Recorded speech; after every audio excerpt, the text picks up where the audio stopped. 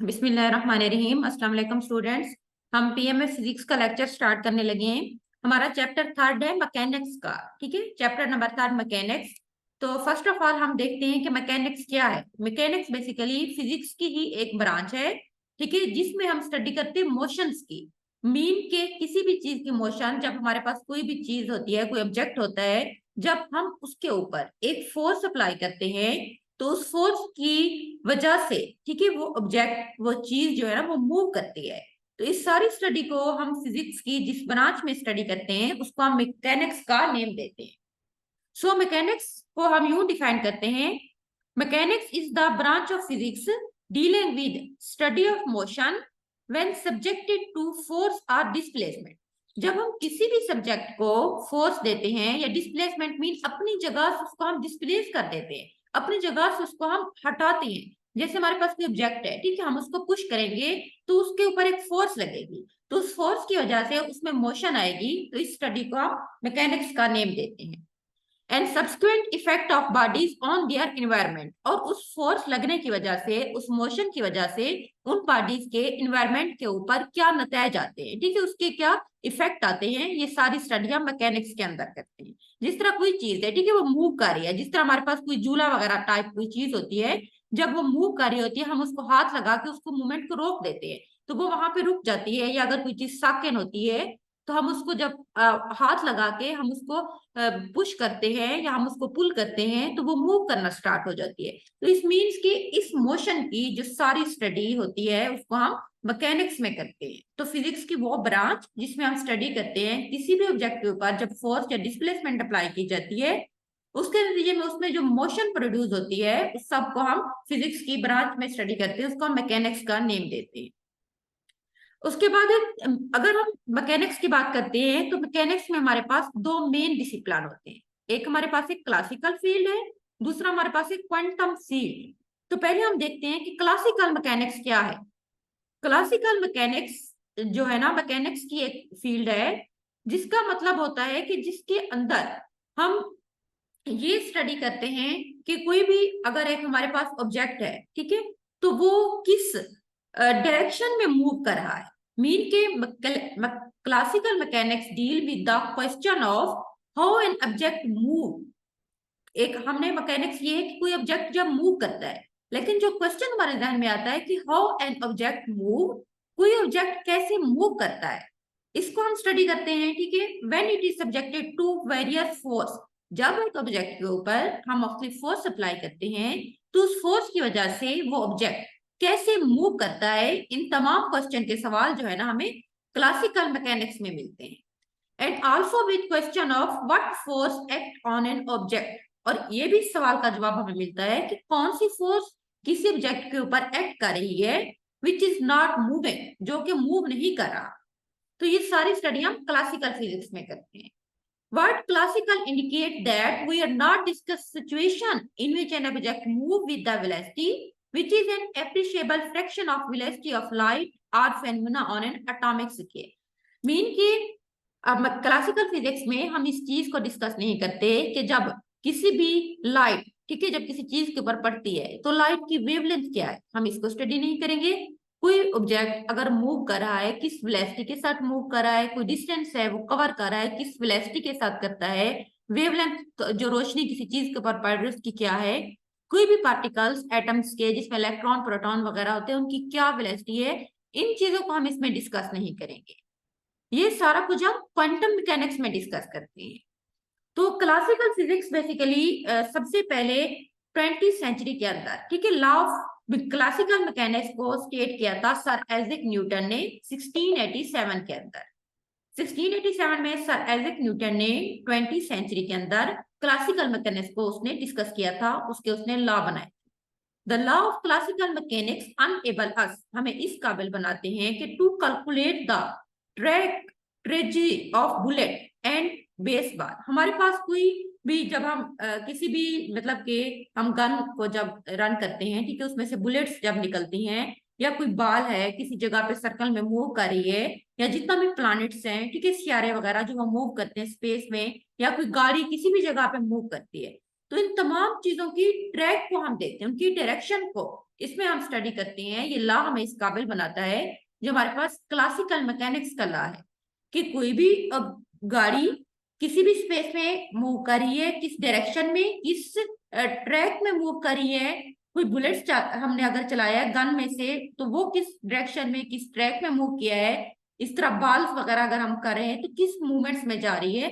इस चीज को हम स्टडी करेंगे क्लासिकल मैकेनिक्स के अंदर। इस चीजों को हम कैलकुलेट करते हैं। ठीक है, नेक्स्ट हम इसमें पढ़ते हैं। उसके बाद हमारे पास है क्वांटम मैकेनिक्स। क्वांटम मैकेनिक्स हमारे पास बेसिकली क्वांटम मैकेनिक्स, जो कि हमारे पास मैकेनिक्स की सेकंड फील्ड है। अब इसके अंदर हम स्टडी करते हैं उन तमाम चीजों की, ठीक है, जो किसी वेलोसिटी के साथ एक्ट कर रही है। मीन एक एटम्स है, उसके जो पार्टिकल्स हैं, इलेक्ट्रॉन, प्रोटॉन एंड न्यूट्रॉन, वो किस वेलोसिटी के साथ मूव कर रही हैं। जब रोशनी किसी भी चीज में से गुजरती है, लाइट पास करती है, तो किस वेवलेंथ के साथ ट्रेवल कर रही है। ये सारी स्टडी हम फिजिक्स के जिस ब्रांच में करते हैं उसको हम क्वांटम मैकेनिक्स का नेम देते हैं। क्वांटम मैकेनिक्स में हम यूं भी कह सकते हैं कि study of physics on very small length scale. Small से स्मॉल जो भी छोटे हमारे पास जितना भी ऑब्जेक्ट है उसके ऊपर भी हम इसको स्टडी कर सकते हैं। हम इनको लार्ज ऑब्जेक्ट के ऊपर भी स्टडी कर सकते हैं।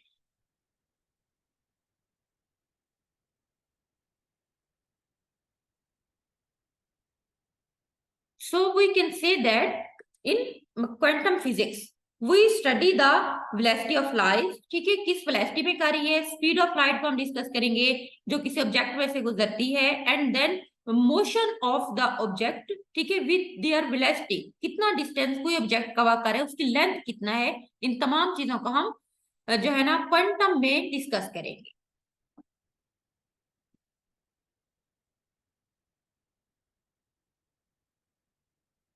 नेक्स्ट हमारे पास जो थर्ड चीज है ना, वो हमारे पास है स्टैटिस्टिकल मैकेनिक्स।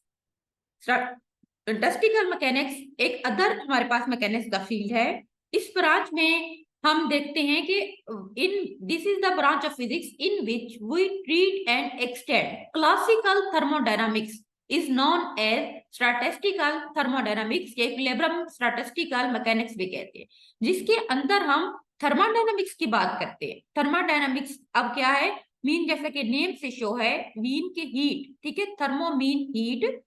इसका जो मेन कंसर्न हमारे पास थर्मोडायनामिक्स का होता है with heat and direction of the heat flow.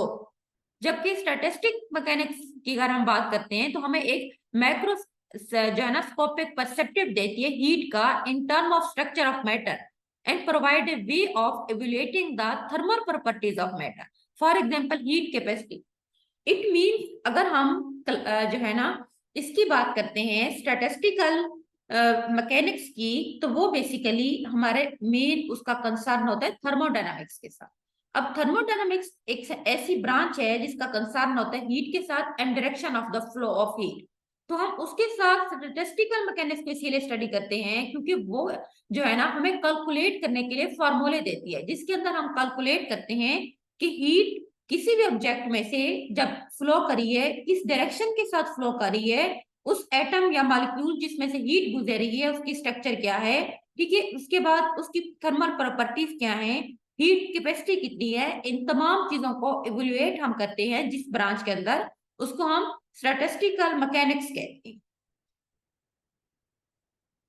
Simple हमारे पास फॉर एग्जांपल अगर हम स्टैटिस्टिकल मैकेनिक्स की बात करते हैं तो हम इसको अप्लाई करते हैं solve the real system. For example system of many particles, हमारे पास बहुत सारे पार्टिकल्स हैं, उनका कुछ सिस्टम है, उनका फर्ज करो थर्मोडायनेमिक सिस्टम है। जब हमने उसको सॉल्व करना होता है, उनको कैलकुलेट करना होता है, देन हम उसके ऊपर स्टैटिस्टिकल मैकेनिक्स को अप्लाई करते हैं। फॉर एग्जाम्पल इसमें हम देखते हैं कि हमारे पास एटम है, ठीक है, मॉलिक्यूल या कोई भी एक पार्टिकल है, उसके लिए एक हमारे पास केमिकल इक्वेशंस होती है जिसको हम जो है ना सेक्रोडेंगर इक्वेशंस कहते हैं। इसमें है कि total is equal to linear combination of 1 multiply जो है 2 मल्टीप्लाई 3। अब 1 हमारे पास फर्ज करो कोई एक ऑब्जेक्ट है, ठीक है, जब हम मल्टीप्लाई करते हैं दूसरे ऑब्जेक्ट के साथ, देन हम उसको मल्टीप्लाई करेंगे तीसरे ऑब्जेक्ट या तीसरे पार्टिकल के साथ, तो हमारे पास एक लीनियर कॉम्बिनेशन आ जाएगा, ठीक है। किसी भी एक पार्टिकल्स का दूसरे एंड तीसरे पार्टिकल का हम सबको मल्टीप्लाई करेंगे, हमारे पास टोटल उनकी अमाउंट आ जाएगी। वेयर ए, अब यहाँ पे हमारे पास हम इसको यूं शो करते हैं कि ई ए टोटल जो उसकी एनर्जी है is equal to linear combination of A multiply B multiply C. अब यहाँ पे ई जो हमारे पास एनर्जी है और a mean particle in state with in energy, energy के साथ कोई पार्टिकल किस स्टेट में मौजूद है, ठीक है, मतलब कि कोई पार्टिकल इलेक्ट्रॉन या प्रोटॉन है वो किस कंडीशन में उसके साथ मौजूद है, तो हम इस सीरीज के साथ ए लिखते हैं। इसीलिए हमारे पास एक और क्वेश्चन है, फॉर एग्जांपल वही कंसीडर पार्टिकल जो है ना वो कौन है इन क्यूबिक बॉक्स जिसकी लेंथ एल है, from quantum mechanics possible energy of each particle. तो हम अगर उसकी एनर्जी कैलकुलेट करेंगे क्यूबिक बॉक्स के अंदर पार्टिकल जो है ना वो आपस में कनेक्टेड हैं, उनकी जो हर पार्टिकल्स की पॉसिबल एनर्जी को हम एक इक्वेशन से शो करेंगे। E is equal to total energy 22m उनका मीटर है, ठीक है, 2l उसके बाद 2x plus 2y plus 2z, इन तमाम पार्टिकल मल्टीप्लाई करके हमारे पास टोटल उनकी एनर्जी आ जाएगी। इससे हमें पता चल जाएगा कि कितना एनर्जी इन पार्टिकल्स के दरमियान डिस्ट्रीब्यूट हुई है, ठीक है। इन तमाम चीजों के लेवल्स को हम बेसिकली जब क्लासिफाई करते हैं तो हम उसको स्टैटिस्टिकल मैकेनिक्स का नेम देते हैं। ये तो हमारे पास मैकेनिक्स, ठीक है, हमने इसमें डिस्कस किया था, उसके 3 फील्ड हमने किए थे। एक हमारे पास है क्वांटम मैकेनिक्स, क्लासिकल मैकेनिक्स, तीसरा हमारे पास था स्टैटिस्टिकल मैकेनिक्स। उसके बाद हमारे पास टॉपिक है फोर्स का। सबसे पहले तो हम ये देखते हैं कि फोर्स क्या है, what is force according to अरस्तु, ठीक है। अरस्तु ने एक बहुत ही उसने मतलब के फोर्स को रिप्रेजेंट किया था एक बहुत फेमस तरीके से। उसने कहा था कि anythings that cause an object to undergo unnatural motion, कोई भी ऐसी चीज जो किसी भी ऑब्जेक्ट को किसी मोशन में लेके आती है उसको हम फोर्स का नाम देते हैं। लेकिन उसके बाद सर आइजैक न्यूटन एक और साइंटिस्ट था जिसने ग्रेविटी के ऊपर भी स्टडी की थी और फोर्स के ऊपर। उसने कहा था कि कोई भी force is just a push या पुल। फोर्स की अगर हम बात करते हैं ना तो किसी भी ऑब्जेक्ट को जब हम पुश करते हैं या पुल करते हैं तो वो बेसिकली हमारे पास फोर्स है। So we can say that a push और पुल ऑन एन ऑब्जेक्ट, किसी भी चीज को जब हम पुश करेंगे या पुल करेंगे देन वो मूव करेगा तो उसको हम फोर्स का नेम देते हैं। So push या pull of an object is considered as a force. Push and pull come from the object interacting with each other. जब कोई भी ऑब्जेक्ट एक दूसरे के साथ इंटरेक्ट करते हैं या तो वो एक दूसरे को पुल करते हैं, ठीक है, या उसको वो पुश करते हैं, तो इसी तरह हम इसको फोर्स का नाम देते हैं।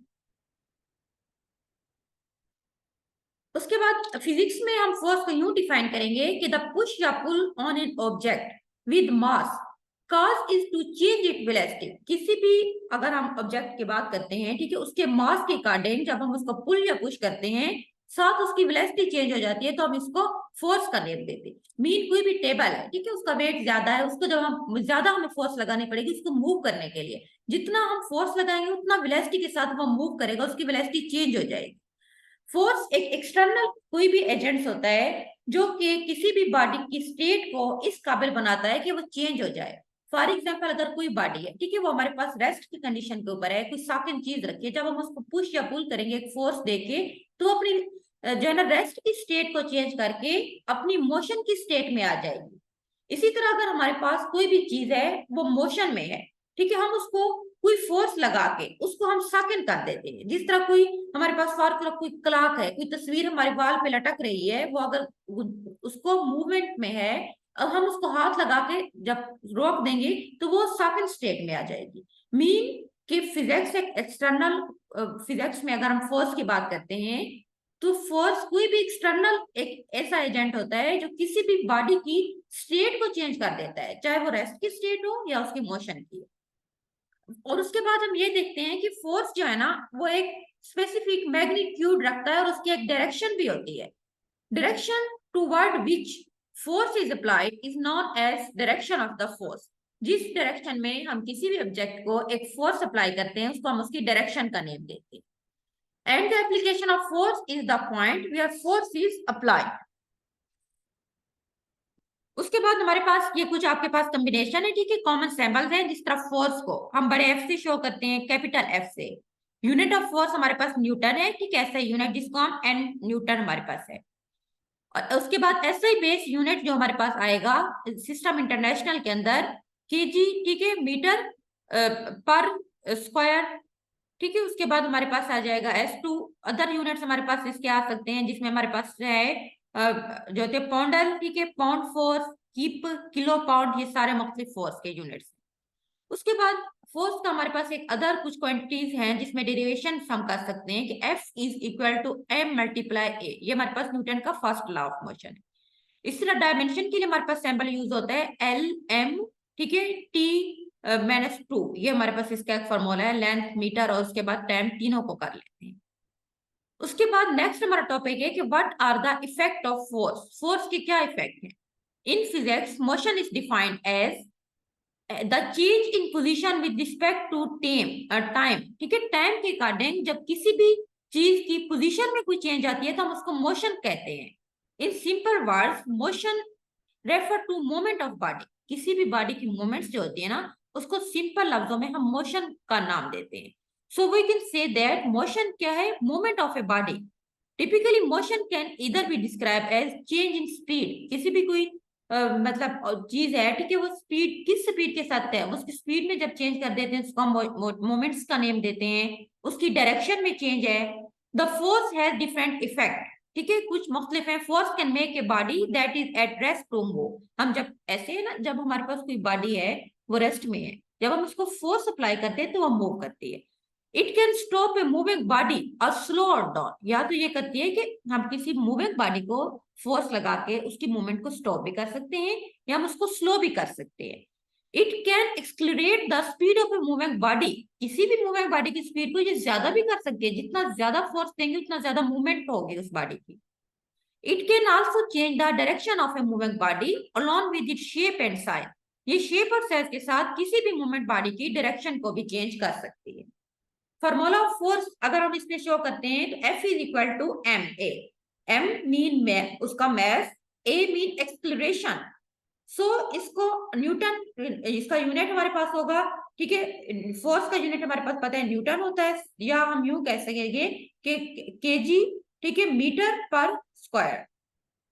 एक्सक्लेरेशन को अगर हम देते हैं, ए हमारे पास यहाँ पे एक्सक्लेरेशन है, उसको हम यूं लिख सकते हैं कि A is equal to V by T. V हमारे पास है velocity, T mean time taken. So force को हम यूं कैलकुलेट कर सकते हैं कि force is equal to M V by T. इस फॉर्मूले के अंदर हमें पता है कि डेंसिटी, डेंसिटी हमारे पास इज इक्वल होती है mass by volume, which can also be articulate as a momentum.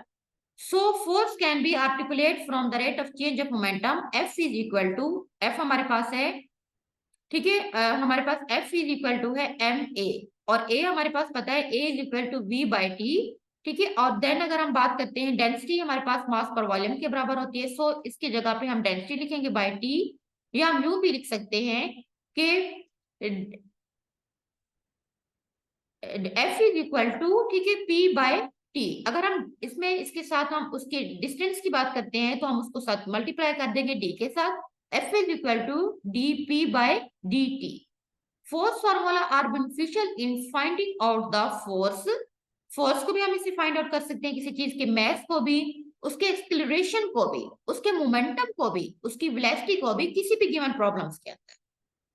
आगे हम यूनिट्स ऑफ फोर्स की बात करते हैं कि इनका centimetre gram system of unit, जिसको हम CGS यूनिट कहते हैं, centimetre gram system of unit, ठीक है। इसमें फोर्स को एक्सप्रेस किया जाता है डी बाई एन ए, ठीक है, डैन के साथ। Standard international system of unit में हम इसको न्यूटन में शो करते हैं। नेक्स्ट टॉपिक हमारे पास है टाइप्स ऑफ फोर्स। इसको हम नेक्स्ट टाइम इंशाल्लाह डिस्कस करेंगे। आज के लिए हमारे पास इतना ही काफी है। अल्लाह हाफिज।